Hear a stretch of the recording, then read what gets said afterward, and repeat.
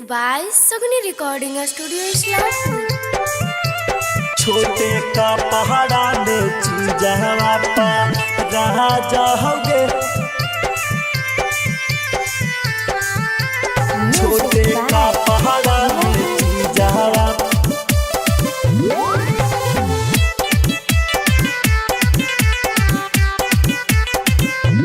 ये छौड़ी चला ही ता चाल से धरा जाओगे।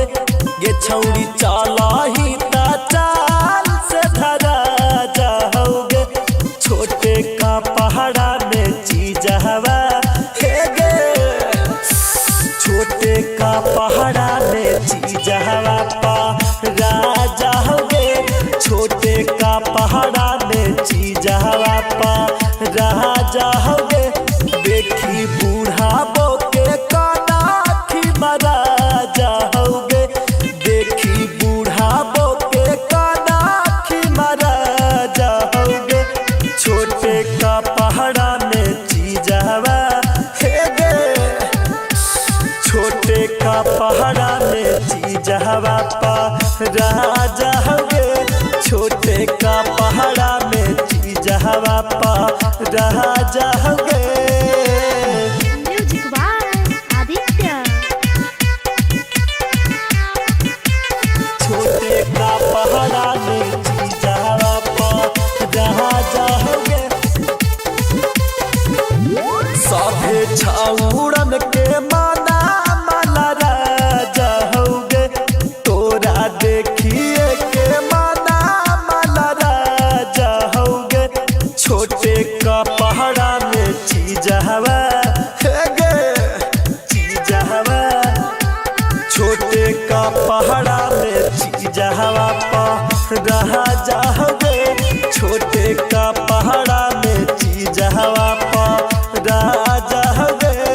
ऐसा चीजे ही कीजिया जरा जाओगे। ऐसा चीजे ही कीजिया जरा जाओगे। छोटे का पहाड़ा में चीजवा हे गे।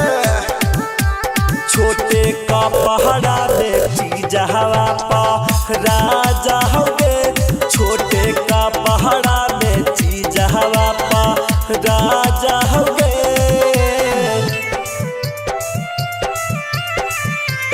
छोटे का पहाड़ा में चीजवा पा जाओगे।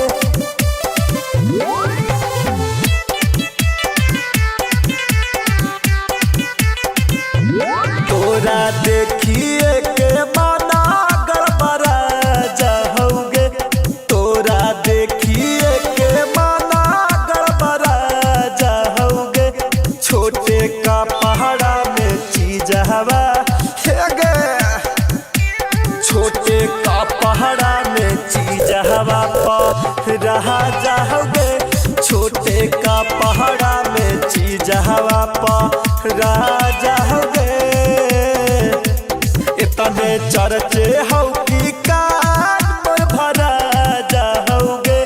कूना दाना माँ के कान भरा जाओगे।